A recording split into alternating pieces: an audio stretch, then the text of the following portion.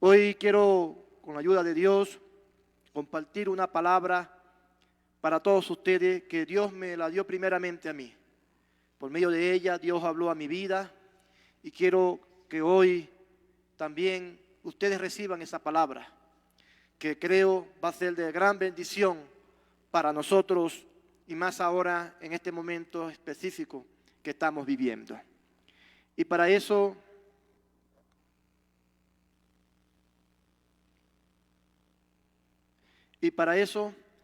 vamos a abrir nuestras Biblias en el libro de Éxodo.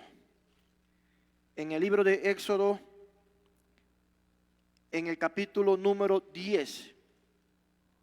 Éxodo capítulo 10,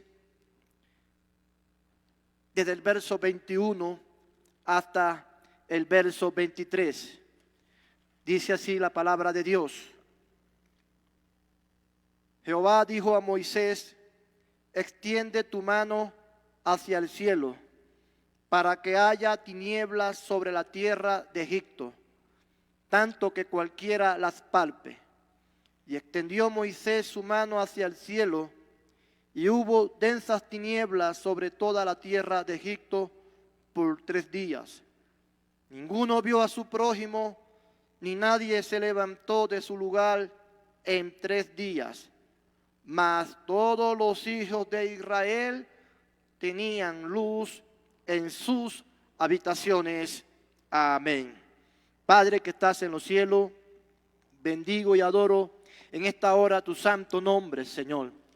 Te doy gracias porque usted ha sido bueno para con cada uno de nosotros. Te doy gracias por traernos y permitirnos estar acá en este lugar, desde donde podemos predicar tu bendita palabra.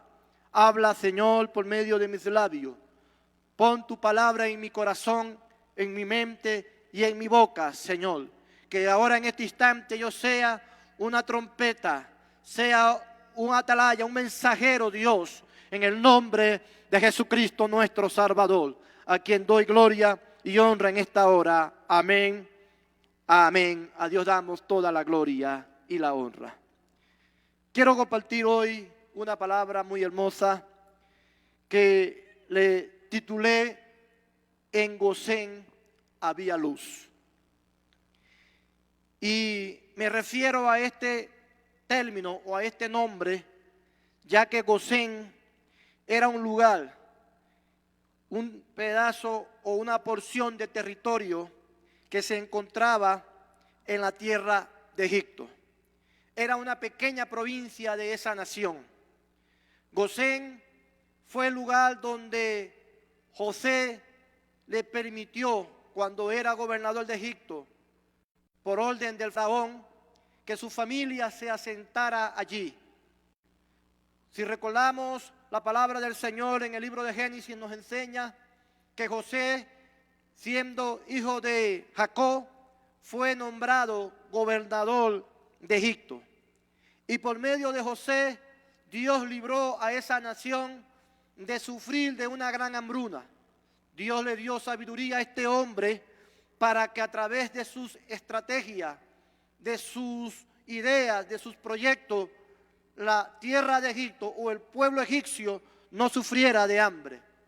Y en recompensa a eso, José fue nombrado gobernador de esa nación, pero además también, valga la redundancia, se le permitió a su familia, a sus hermanos, a su padre, habitar una porción de tierra llamada Gosén, donde él se asentaron, se multiplicaron e hicieron de esa provincia su tierra. Pero pasado algunos años o décadas, el pueblo de Israel dejó de gozar de la simpatía, de la amabilidad de la nación de Egipto y se convirtieron en esclavos. Y la historia nos dice, la palabra del Señor nos enseña que Dios envió a Moisés para sacar a ese pueblo que él había escogido de allí de Egipto y enviarlo a otro lugar llamado la tierra prometida o Canaán. Pero que cuando Moisés, como instrumento de Dios, llega allí a hablar con el faraón obviamente en principio se niega a que el pueblo de Israel abandone su tierra. Eran sus esclavos, eran sus obreros, ellos eran los que trabajaban, ellos eran los que producían la gran mayor parte de lo que ahí se hacía. El faraón se negó a que Israel abandonara su tierra. Sin embargo, Dios habla a Moisés para que le advierta al faraón que si no deja salir a su pueblo, iba a caer sobre la nación entera una serie de plagas que iban a causar ruina, destrucción y muerte sobre la nación. Y la respuesta del faraón, por supuesto, siguió siendo la misma, una respuesta negativa y de rechazo. Y es así entonces como Dios comienza a derramar sobre Egipto lo que la Biblia llama las 10 plagas de Egipto. Plagas diversas que comenzaron a traer desgracia sobre la nación. Esas plagas empezaron a derramarse de manera progresiva, de menos a más. Empezó primero con las aguas convertidas en sangre. Luego hubo una plaga de ranas, plaga de piojos, plaga de moscas. Se enfermó el ganado, que es la plaga de tinieblas, la 9ª plaga. Y esta plaga señala los versículos que leímos, que cuando se derramó sobre el pueblo o la nación de Egipto, dice que fueron por 3 días. Y el verso 23 dice que ninguno vio a su prójimo, ni nadie se levantó de su lugar en 3 días. Es decir, era tan densa, tan espesa las tinieblas que había sobre la nación, sobre el pueblo, que los habitantes permanecieron por 3 días inmóviles en su lugar y no podían ver a su prójimo. Es decir, que era tan espesa que ni aún las lámparas, ni aún ninguna clase de luz podía hacer que ellos se vieran. Eran unas tinieblas muy densas al punto de que ellos no podían moverse de su lugar. Alabado sea el nombre de nuestro Dios. Pero lo hermoso, lo precioso de este versículo, dice el último parte del verso 23, mas todos los hijos de Israel tenían luz en sus habitaciones. Es decir, los hebreos, los hijos de Dios, ellos sí podían moverse, sí podían verse sus caras, sí podían ver luz. Las tinieblas no hicieron el mismo efecto en ellos que el que hizo en el pueblo o en la nación de Egipto. En Gosén, en esa pequeña provincia de Egipto donde habitaba el pueblo de Dios, allí había luz. A Dios damos la gloria. En Egipto había tiniebla. En Gosén, que pertenecía a Egipto, era la misma tierra, era el mismo gobierno, tenían el mismo emperador o el mismo faraón, pero ellos gozaban de luz. A Dios damos la gloria. ¿Qué nos enseña esta historia? ¿Qué nos quiere decir esta palabra? Nos quiere decir que Dios tuvo especial atención para con este pueblo llamado el pueblo de Israel. Dios hizo diferencia. Dios distinguió entre esa nación llamada Egipto a un pequeño pueblo que habitaba allí. Y Dios, a ese pequeño pueblo, aleluya, Dios damos la gloria, Dios tuvo para ellos una especial atención, porque ese era su pueblo, ese era sus hijos. Bendito sea nuestro Dios. Entonces vemos acá que las plagas o los juicios de Dios sobre la tierra de Egipto fueron para los egipcios, mas no para el pueblo de Dios que estaba en Egipto. Alabado sea Dios. Dios hizo diferencia. Y esta diferencia se establece porque Dios tenía o había hecho un pacto con Abraham. Dios le había prometido a Abraham que ese pueblo sería bendito, que ese pueblo sería especial. Dios había dado una palabra, Dios había hecho un compromiso y él no podía violar o romper ese compromiso. Y ese compromiso era que Dios guardaría, Dios bendeciría a esta nación, a este pueblo llamado Israel. A Dios damos la gloria. Amados hermanos, este pueblo Israel, habitando en la tierra de Gosén, gozó de la protección divina, disfrutó del privilegio de Dios. Ellos no padecieron de las plagas que cayeron sobre esa nación. Inclusive la 10ª plaga, que fue la peor de todas, la de los muertos, la de los primogénitos muertos, o la muerte de los primogénitos. Dios les habló para que ellos colocaran en los dinteles de sus ventanas o puertas una marca, una señal, que era la sangre de un cordero santo, un cordero perfecto, y que sobre toda casa donde esa señal estuviera, el ángel de la muerte no entraría para ocasionar la muerte, valga la redundancia.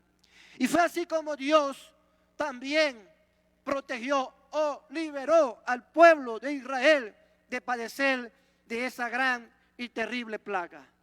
Esto nos habla de que Dios tiene propósitos y hace acepción con su pueblo. La tierra de Gosén y el pueblo de Israel habitando allí representa a la iglesia, representa al pueblo de Dios habitando en Egipto, que es el mundo. El mundo es Egipto y nosotros somos la iglesia, o nosotros somos el Israel espiritual. Alabado sea el Señor. Y así como sobre Egipto Dios derramó su juicio, también Dios sobre el mundo ha dicho que derramará sus juicios. Dios ha hablado de antemano que sobre las naciones del mundo vendrán terribles y grandes juicios. Juicios por causa del pecado, de la maldad de las naciones, de los que gobiernan y también de sus habitantes. Pero que cada vez que Dios ha de derramar su juicio sobre las naciones, hay promesas hermosas en la palabra de Dios que van dirigidas a la protección, a la cobertura de aquellos que somos su pueblo. A Él damos toda la gloria. Nosotros, aleluya, estamos en este mundo, en este Egipto, gloria a Dios, expuestos a todos los juicios que Dios ha de derramar. Pero también así como allá en Israel, en Gosén, fueron librados, también nosotros seremos librados. Bendito sea el Señor. ¿Qué representa Gosén? Gosén puede representar nuestra casa, nuestro hogar, nuestra familia. Puede representar a los hijos, puede representar a nuestros parientes cercanos. Gosén puede representar todas las cosas que Dios nos ha regalado, nuestras propiedades, los bienes materiales, representar un negocio, representar una empresa. Gosén puede representar nuestra salud, nuestros cuerpos, puede representar la iglesia. Bendito sea Dios. Eso puede representar Gosén. Y cuando Dios derrama juicio sobre las naciones por causa del pecado, Dios ha prometido, así como a Gosén, proteger a cada una de estas cosas que acabo de nombrar.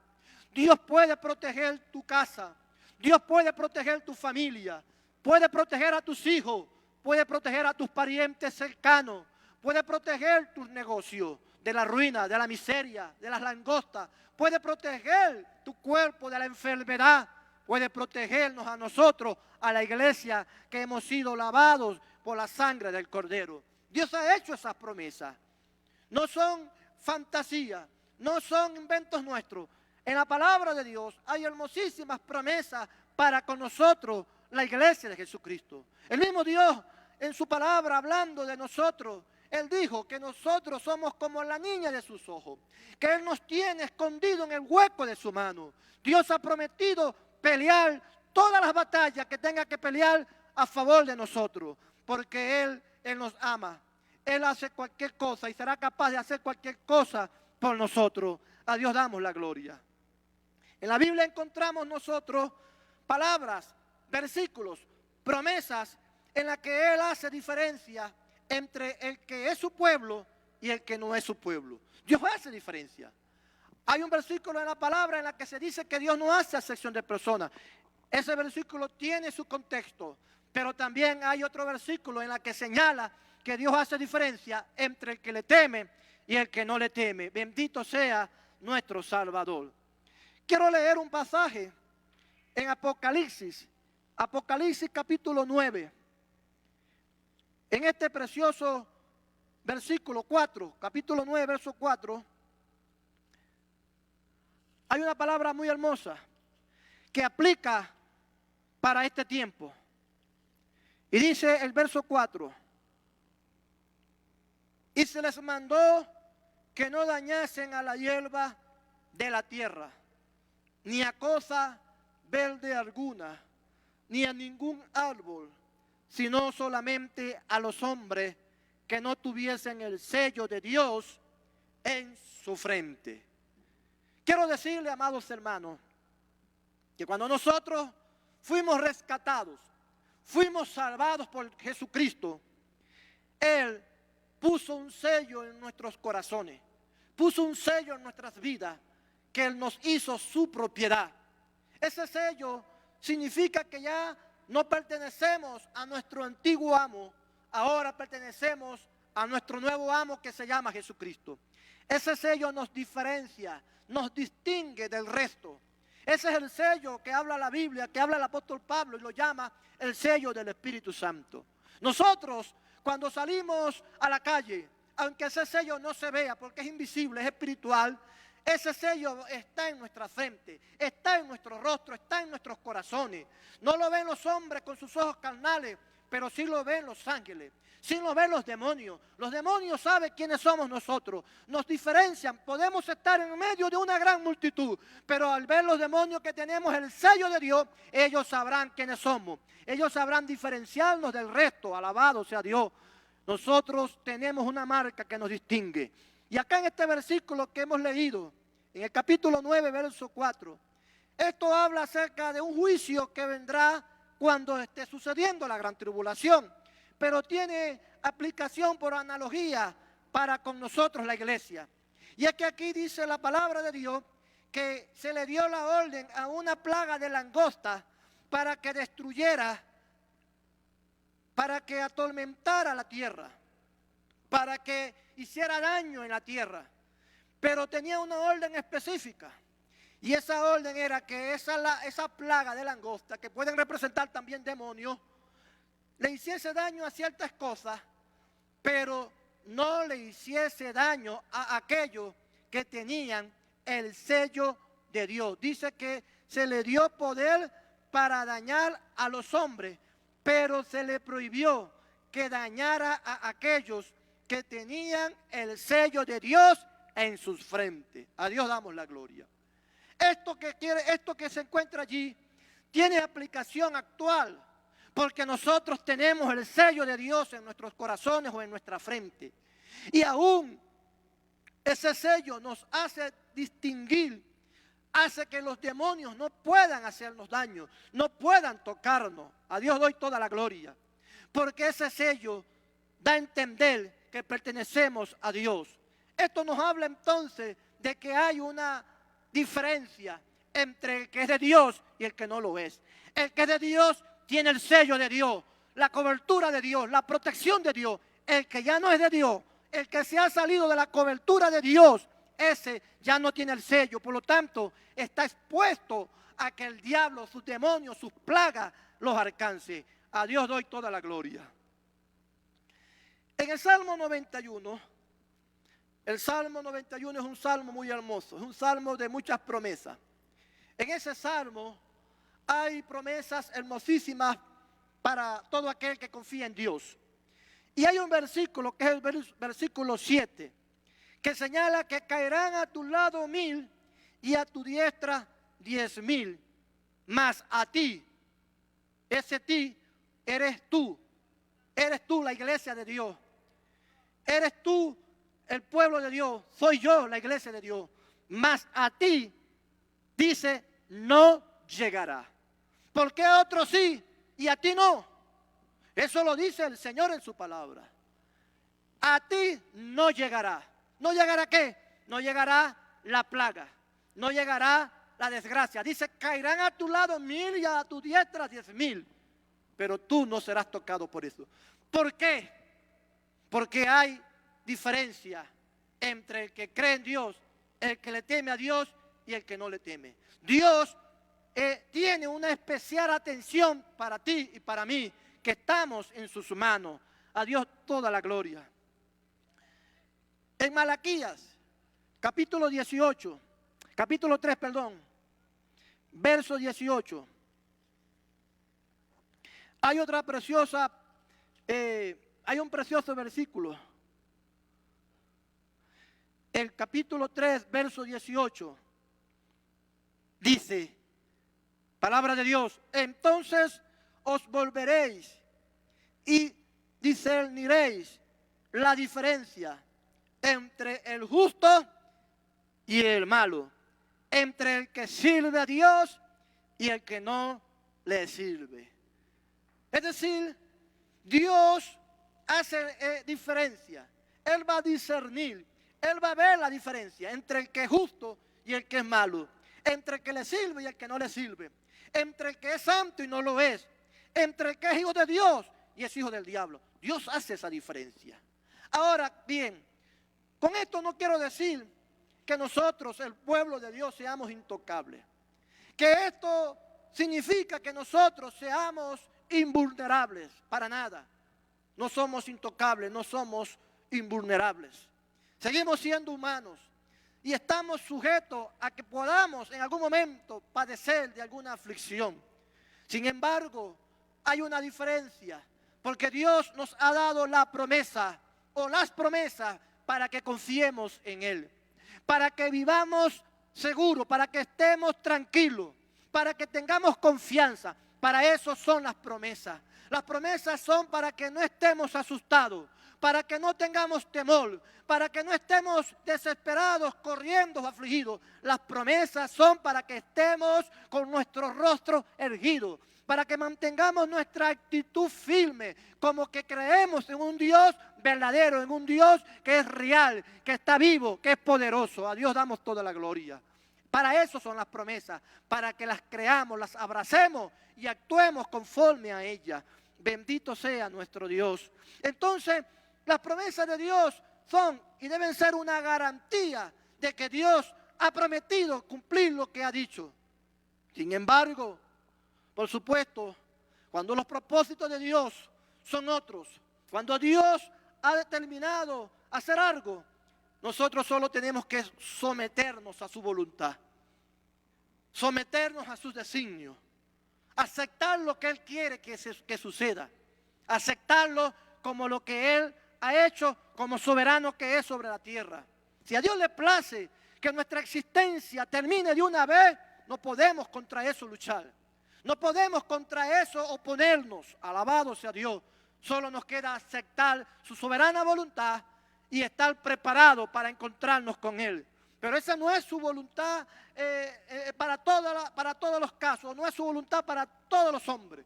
Dios tiene propósitos con algunos de nosotros, para un propósito, valga la redundancia, especial, un propósito de servicio, un propósito de misión. Pero cuando ya ese propósito se ha cumplido, nos tocará entonces aceptar los propósitos o la voluntad de Dios. Alabado sea el Señor. Aceptar lo que Él ha decidido. En 2 de Timoteo hay un precioso versículo que quiero compartir también. En el capítulo 2, en el verso 19. 2 de Timoteo capítulo 2, verso 19. Dice, conoce el Señor a los que son suyos. Conoce el Señor a los que son de Él, y apártese de iniquidad todo aquel que invoca el nombre de Cristo. Este pasaje nos declara que Dios sabe quiénes son los que son de Él, valga la redundancia. Dios sabe quiénes son los que le pertenecen a Él. Y los que no le pertenecen también Dios los conoce. Y dice, apártese de iniquidad todo aquel que invoca el nombre de Cristo. No nos equivoquemos, no nos confundamos. Dios sabe quién eres tú y quién soy yo. Dios te conoce bien. Él sabe quién eres tú. Bendito sea el Señor. Él sabe que tú eres su hijo. Él sabe que tú eres su siervo. Él sabe que tú fuiste lavado y redimido por la sangre del Cordero. Él sabe que tú fuiste sellado por el Espíritu Santo de la promesa. Aleluya. Dios sabe quién eres. Por lo tanto, en medio de este caos, Él no va a quitar de ti su mirada. Él no va a perderte de vista. Él va a seguir fijándose en ti.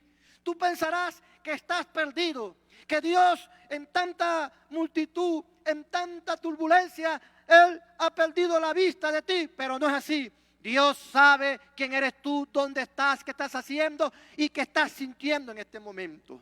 Él lo sabe, bendito sea Dios. Pero también sabe quiénes son aquellos que ahora mismo ya no están en sus caminos. Él sabe quiénes son aquellos que ahora mismo se han apartado de su palabra. Él sabe quiénes ahora mismo están descarriados, están haciendo las cosas que a Dios no les agrada. Él lo sabe. Bendito sea el Señor.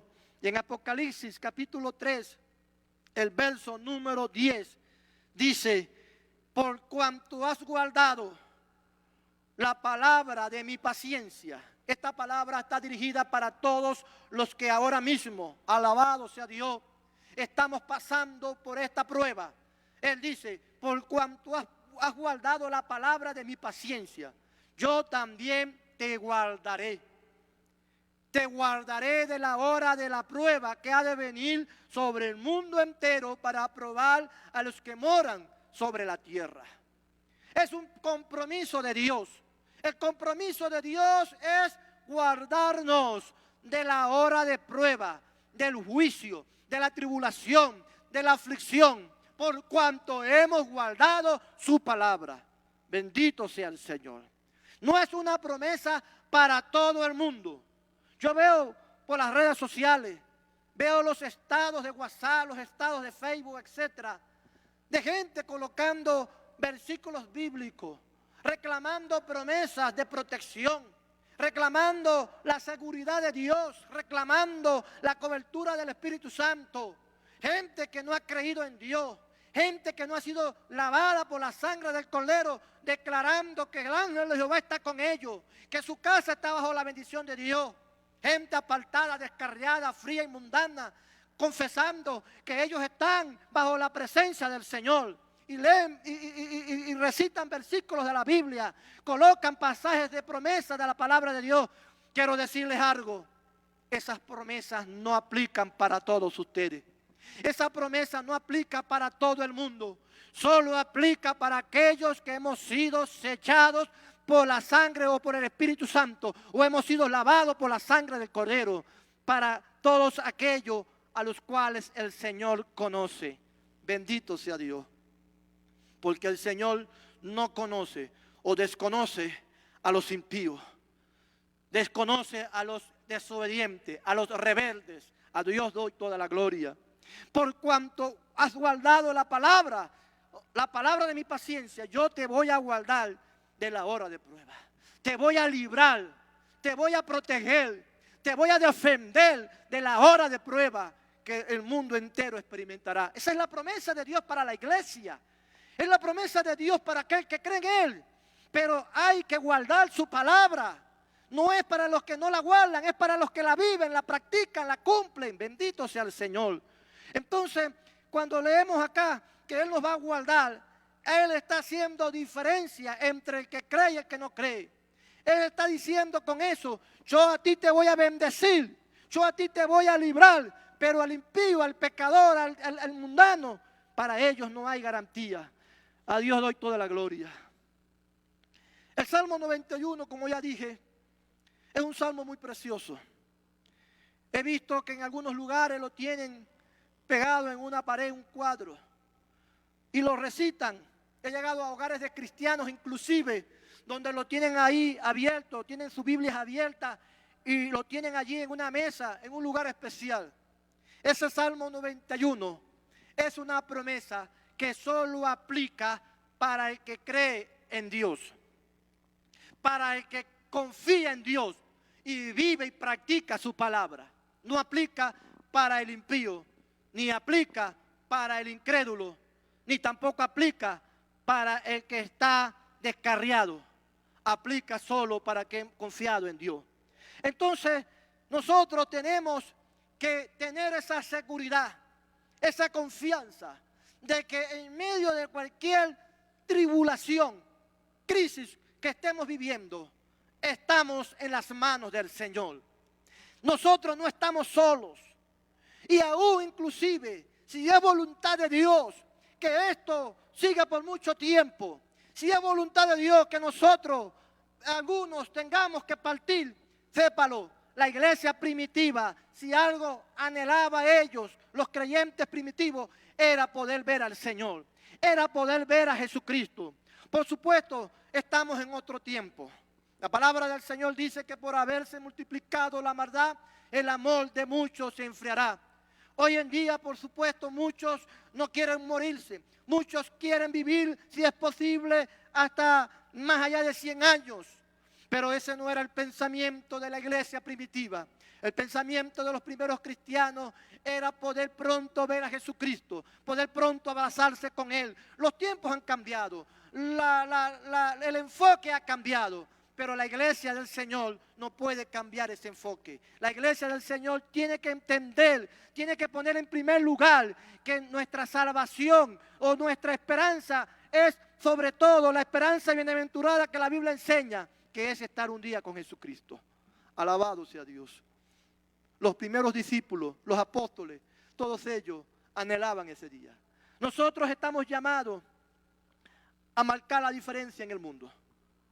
Y eso no puede ser algo que nosotros lo dejemos al azar. Tenemos que hacerlo, tenemos que producirlo, tenemos que provocarlo. Bendito sea Dios. Nosotros estamos llamados a marcar esa diferencia. Y esa diferencia significa que el mundo tiene que enterarse, tiene que darse cuenta que nosotros tenemos una esperanza mayor que las de ellos. Y que la esperanza nuestra no está en la tierra, está en los cielos. Que la esperanza nuestra es Jesucristo, es la salvación. A Dios doy toda la gloria. La palabra del Señor nos enseña, o el apóstol Pablo a través de la palabra del Señor nos dice que el que está en Cristo, o el que confía en Cristo, dice que para él el vivir es Cristo y el morir es ganancia. Confiemos en Dios, creamos que Él está con nosotros, creamos que su palabra, sus promesas no van a ser quebrantadas, que lo que Dios ha prometido lo cumplirá. Alguien me dijo, no, pero es que hay pastores, hay creyentes que han muerto. Dios así lo ha querido, Dios así lo ha deseado, porque también hay que entender que los planes de Dios no pueden ser refutados por el hombre. Pero confiamos en Dios, creamos que Él está con nosotros. Y cuando digo esto, lo digo para que dejemos el miedo, dejemos el terror, dejemos el pánico. Creamos que Dios va con nosotros, nos defiende y nos defenderá, porque Él lo ha prometido. Y si Él lo prometió, Él lo cumplirá, porque Dios no es una imagen, Dios no es un ídolo, Dios no es una idea, Dios no es un concepto, Dios no es un pensamiento, Dios es una realidad. A Él doy toda la gloria y todo.